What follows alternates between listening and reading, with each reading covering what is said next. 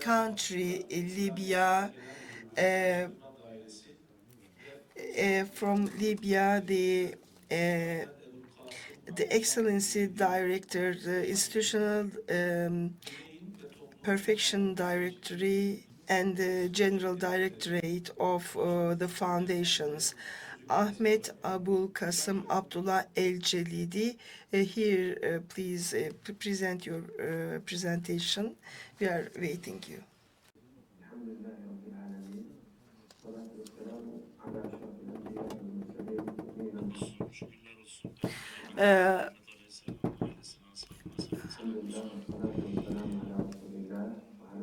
وصحبه وسلم تسليما كثيرا. First of all, thank you very much for my brothers and sisters in Turkey, in the Turkish Religious Affairs Authority. That will be a very good basis for scientific cooperation. Distinguished participants, distinguished academicians,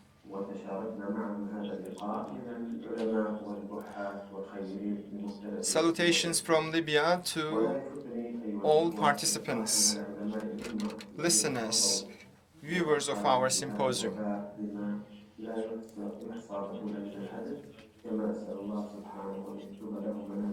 First of all, I would like to remember those who lost their lives during pandemic. I hope they all come to a high level on the level of Allah. I hope they are deemed to be martyrs.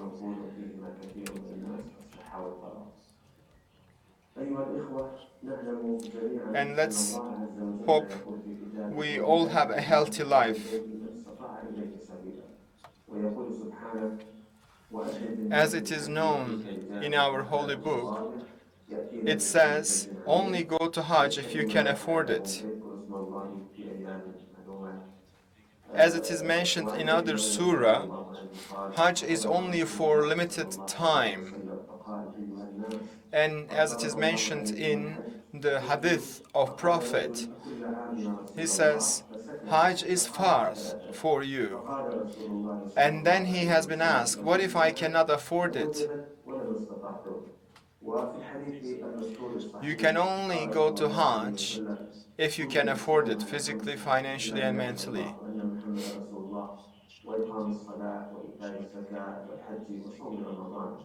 Because all these important prayers, there are 5 important prayers or worship in Islam, and Hajj is one of the basic worship. It's fard, and when you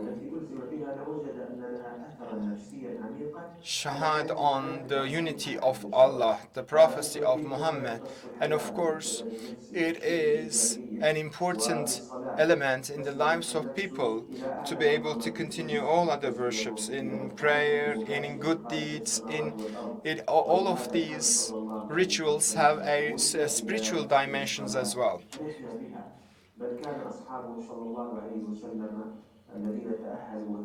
Prophet was addressing to Bilal, saying that your prayer, salah.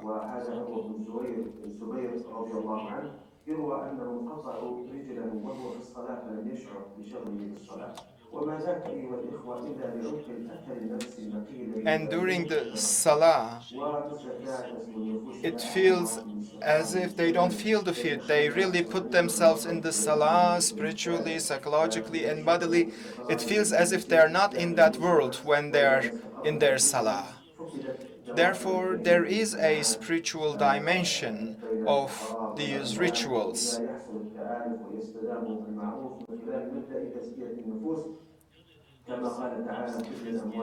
It is all about the control of self, management of self, and it is also about revitalizing the soul. It is the climax of self-actualization in the act of worshipping.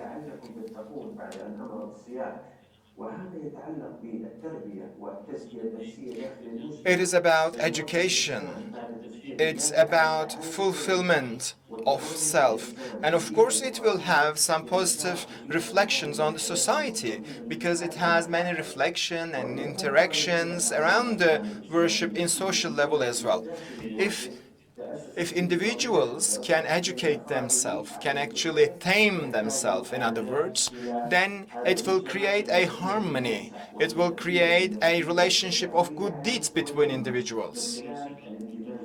And therefore, it will affect the other society.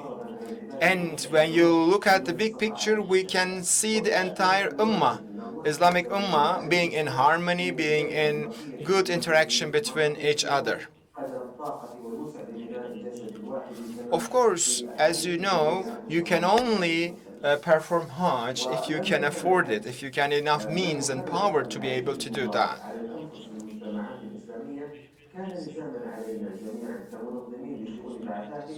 Hajj has an extraordinary impact emotionally.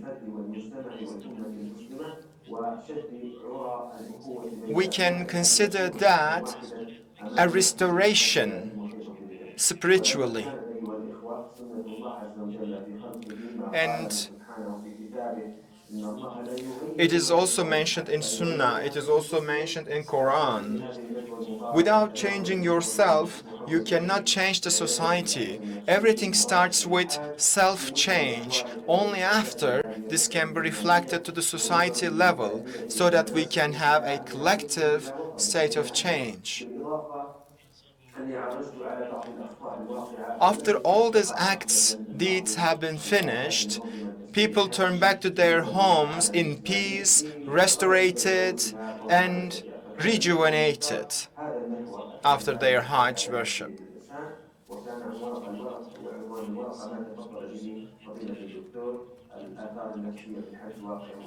Of course, there are many impacts of Hajj on the psychology of individuals. You can find the details in my essay in detail, but here I am quite brief. If we go into details, that will be too much of your time, but you can find them in my written presentation. In that study, I have mentioned a lot of psychological dimensions of Hajj.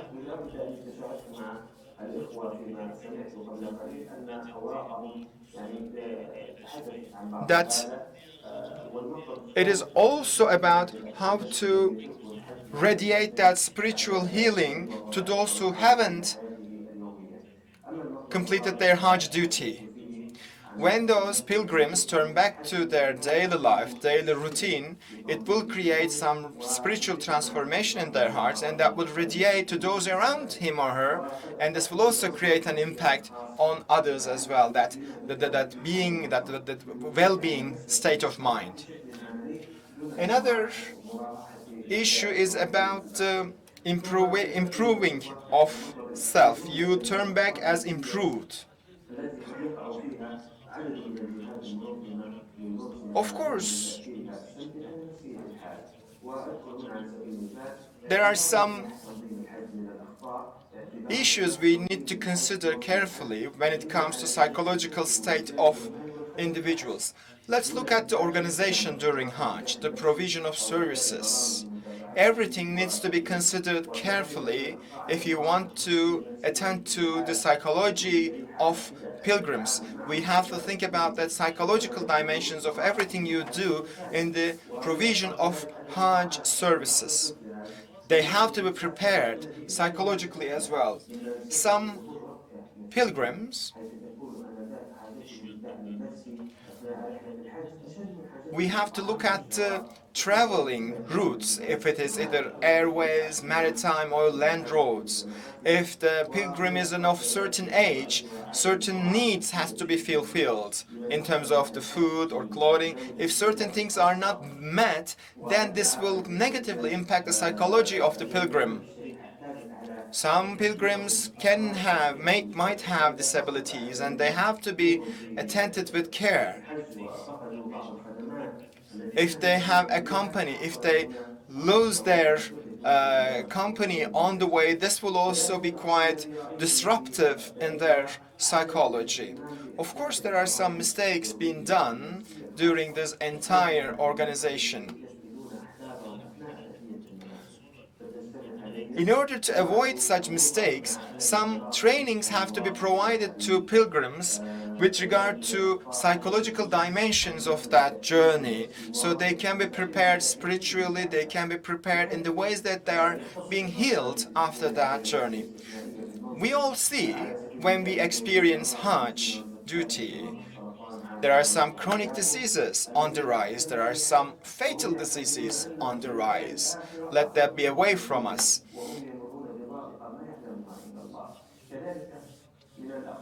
These needs to be taken into account.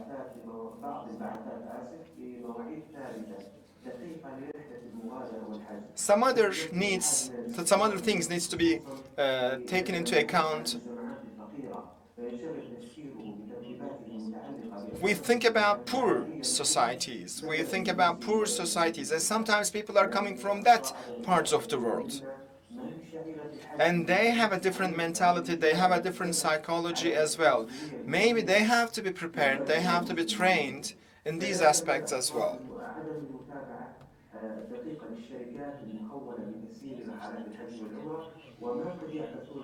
As you know, there are some travel agencies organizing Hajj and Umrah.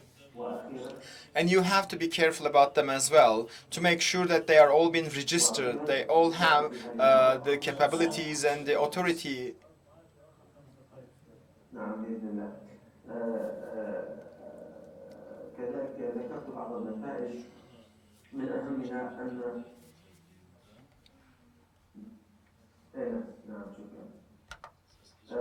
نستنتج أن أخيرا ذكرت في هذه الورقة النتائج التي تعنى بالنقص الشمولي للورقة برمتها ومطالبها منها أن حج بيت الله الحرام من أفضل أسباب التأثير الإيجابي على نفس المسلم منذ تشريعه إلى يومنا هذا وأن بعثات الحج من خلال بعض الاهتمامات النفسية. As I have said, Hajj is giving you the utmost pleasure when it comes to psychological fulfillment, especially in Hajarul Aswad, in Masjid al-Haram, and being there, sharing that moment will give you the climax of spiritual well-being, maybe.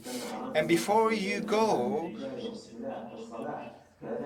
even then you can start feeling changed, because you are preparing yourself to a whole new experience, to a whole new level.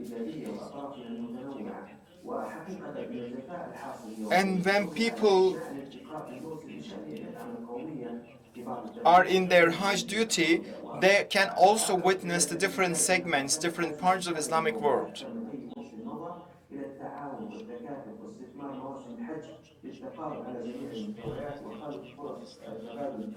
The Islamic world needs more solidarity, more cooperation as of today. لنفع الأمة وجمع كلماتها وتعاون شعوبها هو عدم إدراك بعضنا لأهمية ذلك وأوصي كذلك ببناء شراكات دولية إسلامية في رسم. The importance of that should be understood by the pilgrims. في موسم الحج ومن خلاله وأتمنى الحقيقة ختاما لهذه المداخلة أتمنى أن تجعل جزء من ترتيبات الحج مقترح تتقدم به الدول الإسلامية للمملكة العربية السعودية في بلاد الحرمين. When we look at the Islamic State, the Saudi Arabia, as you know, Mecca, Medina is in the borders of Saudi Arabia. And I think the authorities of Saudi Arabia should also provide some recommendations about being able to be on the Arafat mountain. It should be accessible, it should be available for all pilgrims, so there are certain duties for the Saudi authorities as well. You can find the details in my manuscript. I'm sorry if I exceeded my time. Thank you for your attention. So we would like to express our thanks to our friend from Libya.